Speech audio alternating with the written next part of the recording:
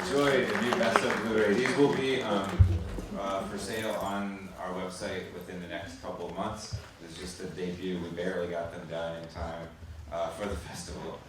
So you're getting kind of a sneak advanced copy. Well, let's talk about the film. I think this is just a great, subtle but really complex film and story, and so I want to get into it more.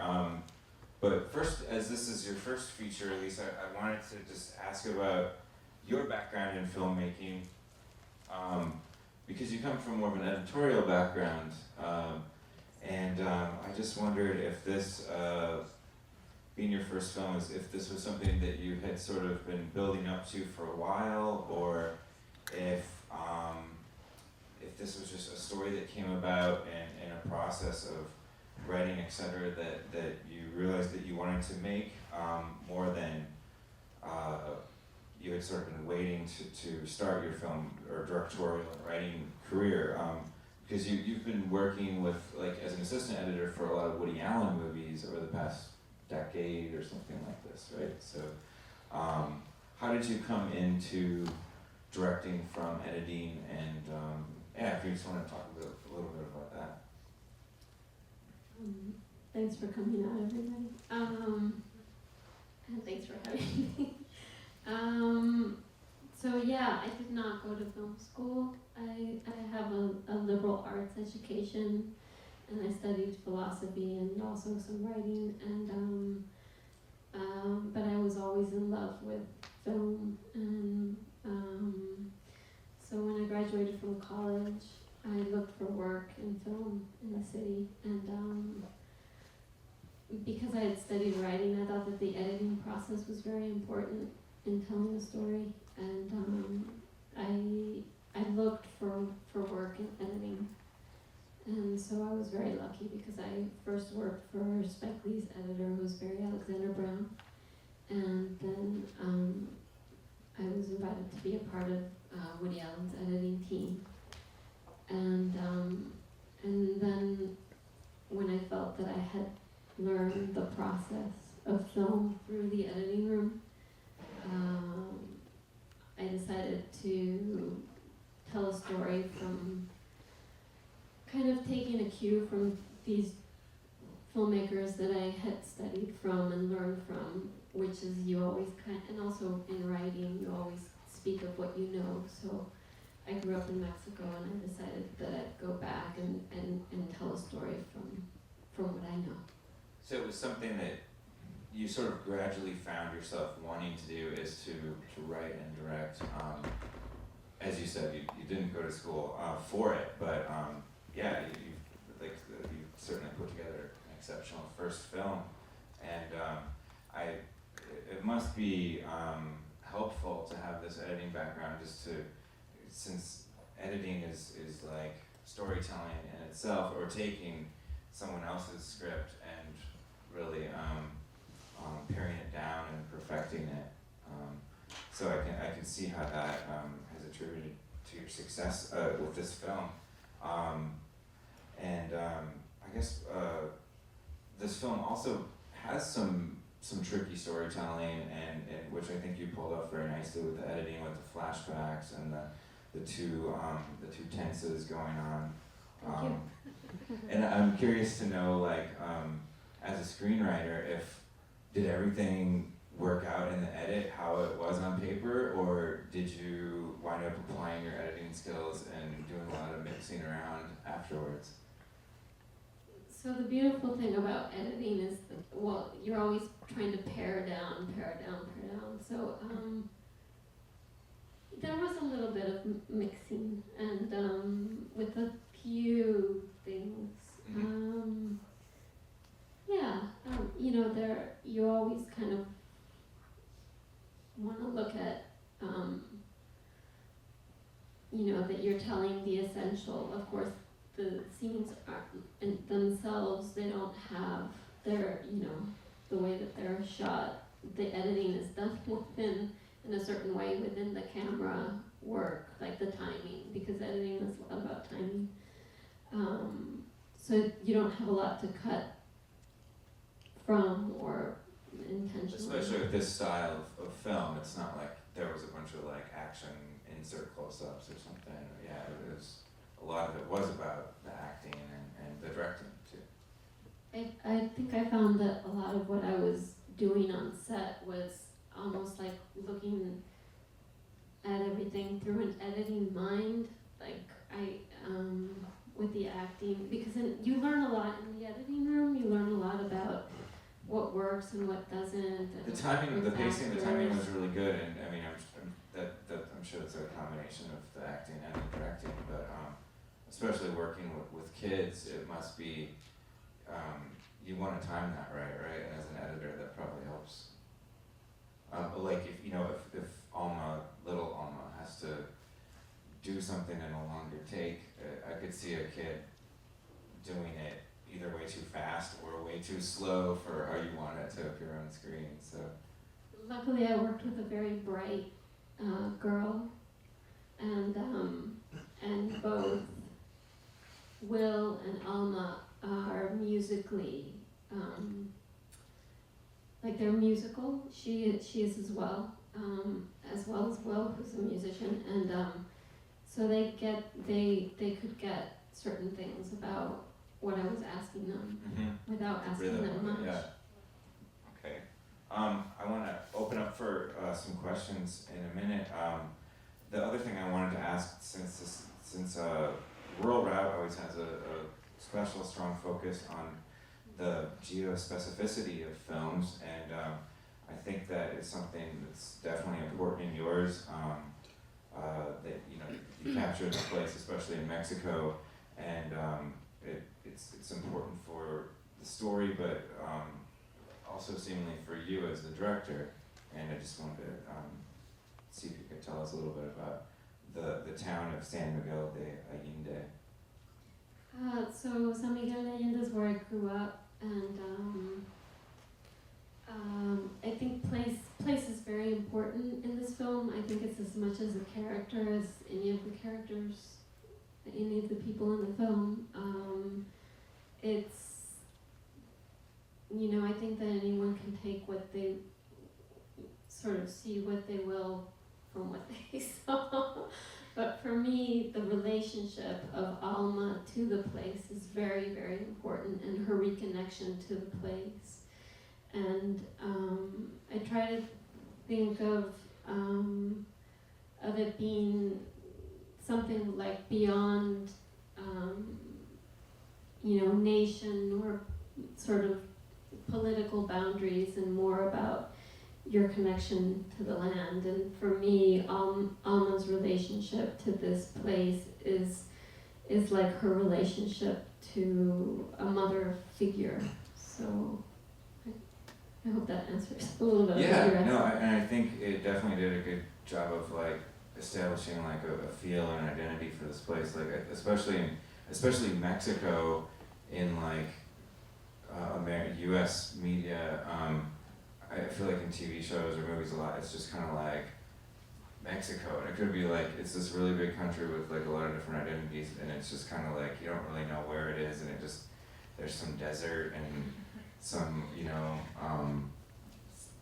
some bright film footage, but so I think you it's admirable that you zeroed in on this spot. Thank you. Yeah, I think that the place that she walks into is the vision of her father, which is a romanticized sort of notion of Mexico, where men wear cowboy hats and they drink tequila, and it's very sparse, and there are no women, and women kind of take a sort of secondary role to these men's lives and the dramas that they create amongst each other. And so for Alma, she's just kind of lost and trying to figure out, where her place is in this, as as someone who basically is from this place, who is, and slowly through the film, for me, has to kind of discard these sort of notions or images of her that are her father's, and find her own connection and way to be So yeah, the It's- land it's, is very important. It's definitely full of nostalgia, but complicated nostalgia that's romanticized but also sort of dissected, and seems to give her finally some peace of mind in the end. As far as the cast goes, like, did you do? I guess you must have done separate casting here in New York and in Mexico. Most of the casting was in Mexico. So Will, who's the father, I connected through friends. I thought that he was my first person who I thought would be good for the father. And then the primary roles for like adult Alma and some of the supporting casts were in Mexico City, and then we did local casting for like the man in the graveyard, the man in the cantina. That's his cantina, and I know him since I was a little girl. The woman at the paper store, she sold me notebooks when I was a little girl. For the housekeeper, we did a casting, an announcement on the local radio, which is very, very important in San Miguel. And like 500 people showed up, which was for me really beautiful to see that still works, that way of communication. And it was important for me that we cast local people when we could. Yeah, and you definitely get the feeling the people seem to be have a lot to do with capturing the identity of this place too. Like Will Oldham, I just wanted to ask like what it was like working with him. He seems to have made a reoccurring presence through this festival almost through all 11 seasons. Like even in the first year, I think we had a short film that he played a surfer in, and we've had a couple music videos, and even the opening night film, he was the executive producer in, so he sort of had this like presence in different films. I think this is the first feature that we've had with him as an actor, but I'm just curious what your experience was like working with Will. Will is amazing. I'm really grateful to him because he was very, very respectful of me in a process that I'm new at. It's my first film, and when I was maybe 18 and I moved into the city, and this is a sappy story, but I was an orphan. I had $300 to my name. I moved to New York City. I was in debt from college, and someone introduced me to his music, and there was something about it that really resonated for me and kind of kept me sort of going through this process of growing up in this city that can be kind of tough sometimes, 9/11, and just like, just a process that you go through. And I really respected his music because of his writing and the stories that he told in his songs. So when I called him and we spoke on the phone and we had this, hour-long conversation, and I told him about the character, it was really, I guess, validating and important to me that he listened and that he was into and excited about the idea. And then when he read the script, and then we talked about the script itself, that we were talking now about my writing with someone whose writing I respected. And then, he signed on, and through that process, it was just like this long process of trust and starting a friendship and sharing with him this part of the world that I'm from, and him just kind of like absorbing it, and then showing up as this character. Like it was just like It's very natural for him. I mean, mean, he definitely did a great job with this role, and there was like really great chemistry with him and Alma too. And I take it they didn't know each other before the. No, what we Shoot. did was like 2 weeks before we started shooting, we played together. Like I would take him to the hot springs, and we would play badminton, and we would read books on the bed together, and you know, suddenly it was like this weird dysfunctional family. but it was great for them because when we were shooting, and there were like a million technical issues that were going on, and I was like here and there and over here, they had this bond. And I think that was important for me, that it wasn't like this weird stranger, because I think that character is complex enough, and there has to be like an underlying sort of bond between them, otherwise I didn't think it would work very well. Yeah, well, that's very smart.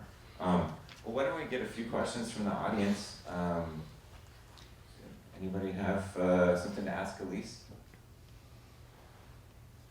And there in the back? Yes. Yeah, I absolutely love the film. Just really spoke to me on many, many levels.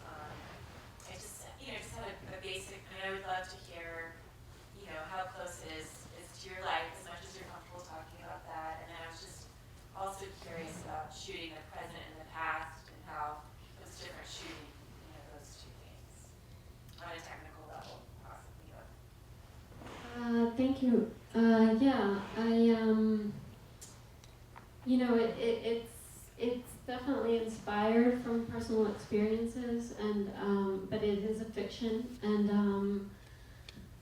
I think that the past was a lot easier to shoot because it's more colorful and it's more sort of dramatic in sort of storytelling terms, and the present is kind of like, after the fall, the sort of bleak reality that life is usually. So it's harder to, I think it was harder to, because it was kind of close to my experience, to, it was, the adult Alma was the hardest character for me to kind of work with and pin down. Yeah. Another question?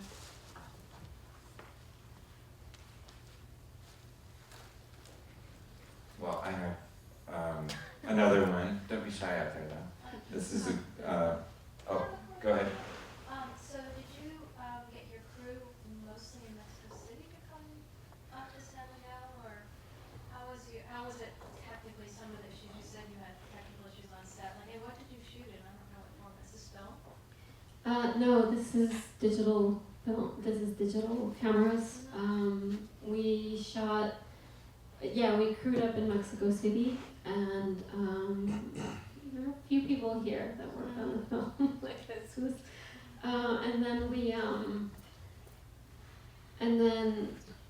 so yeah, that was a wild adventure because this is a very low budget film, and when we came to New York to shoot for 3 days, there was no crew that would take us on without insurance.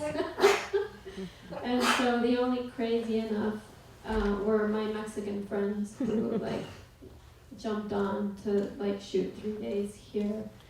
And then the camera is a Sony F3 with these anamorphic lenses that are Russian. So that it gave it more of a cinematic feel, and then we weren't able to bring that with us to New York, so the beginning is with a 5D, and then we cropped it so that it would match the anamorphic format. And how big was your crew in San Miguel? We were 12. Where'd you stay? We lived there for a little while. Oh, you did? So all of these locations are like friends from childhood, and the house that is the house that Alma grows up in, we were offered to stay in, so we stayed where we shot. Another question? Well, one thing I was gonna, I wanted to ask just about, because I know you kind of live and work still between here and Mexico, what your what's your current relationship with Mexico like? That's quite a question. Yeah, I know, and there's so many things that we could talk about with that, but Mexico's amazing. There's like so many incredibly talented people. It's also very frustrating because I had very romantic notions of Mexico because I, like in the film, when I was a little girl, I was torn away from Mexico. My dad got pulled by the side of the road by the federal police, and he was beaten up and told he had 3 days to leave the country.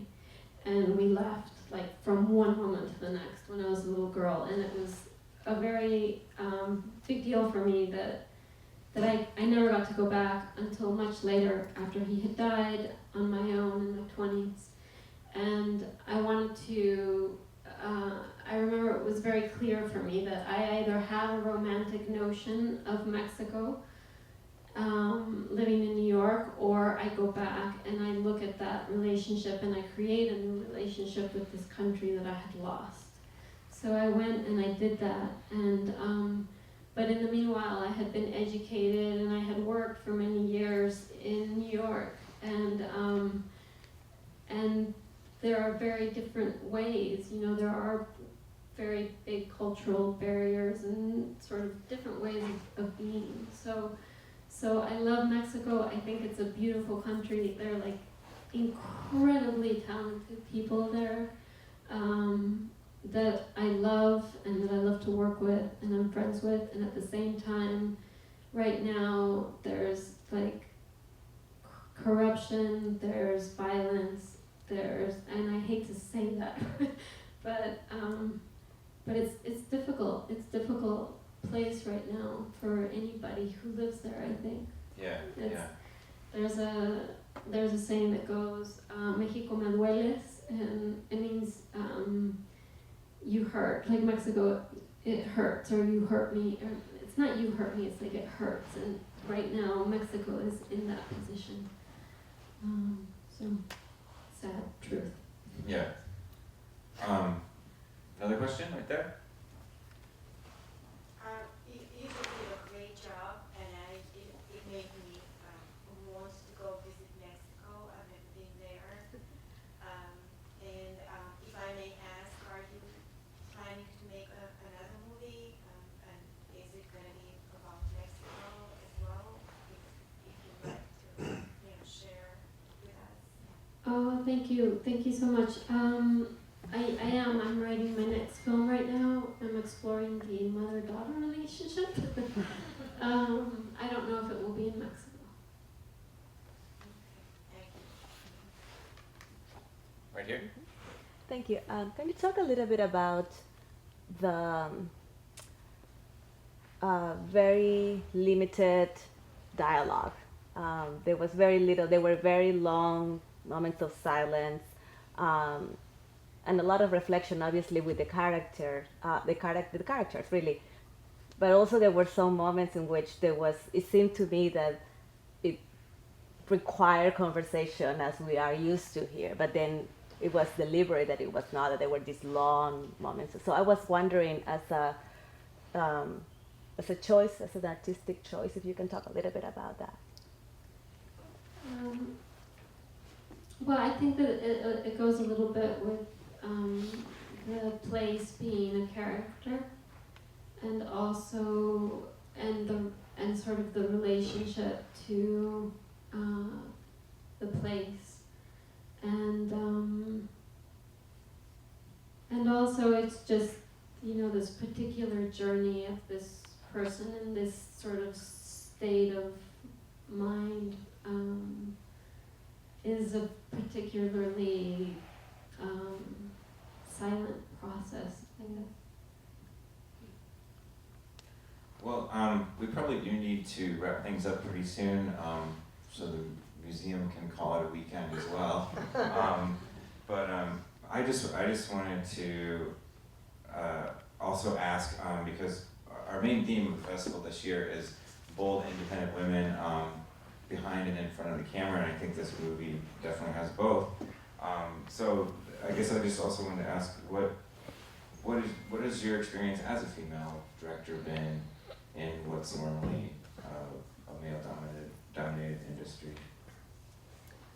That's an interesting question. You know, I never thought, because I was raised by a father and I didn't have a mother growing up, I don't know, maybe that has nothing to do with it, but I never thought that any of this had to do with gender until I made my first film. And then I was like, oh wow, this is crazy. I cannot believe that certain things are coming up. Because I have a little slit instead of like two little, like a little triangle. And so it's interesting and it's crazy, and I think we all learn from our first films, and all I can say is that I learned, like for example with Will, I'm really, really grateful to him for being so respectful, and I just, and it's not necessarily, you can work with women who kind of live in this sort of, I hate to use these terms, but like in patriarchy, or, there's certain sort of, anyway, I'm not being very clear, and it's awkward to talk about, but I think what I've learned, I'm learning how to find people who will support, what I need to do and the way that I need to do it. And so you come up against kind of crazy stuff that you didn't expect to. So you've, it sounds like one thing that you really value out of this is finding good people to work with and people that you trust and respect you. Exactly. Having a good team is a huge part of making a film, especially in this case.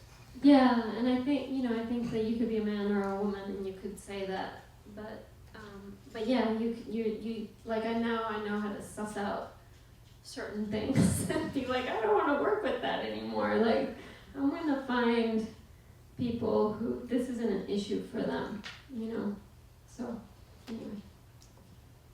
Okay, we'll take one more question and we better. How long were you in the United States after you left San Miguel? And how long did your father live? At what age were you when he passed away? So in my personal life, we left when I was 13, and he died when I was 18. And I was in the States, through to now. I've been going back and forth since we made Eden.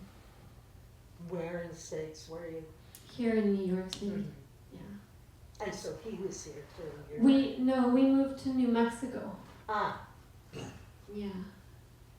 And so when I went to college here, I went to Sarah Lawrence College, and he died when I was 18, and Sarah Lawrence College became my home. But anyway, yeah. Okay, well, I'd love to keep talking about this fascinating film, but we're going to have to call it a night and call it a festival. Thank you, everybody, for coming out. Thank you.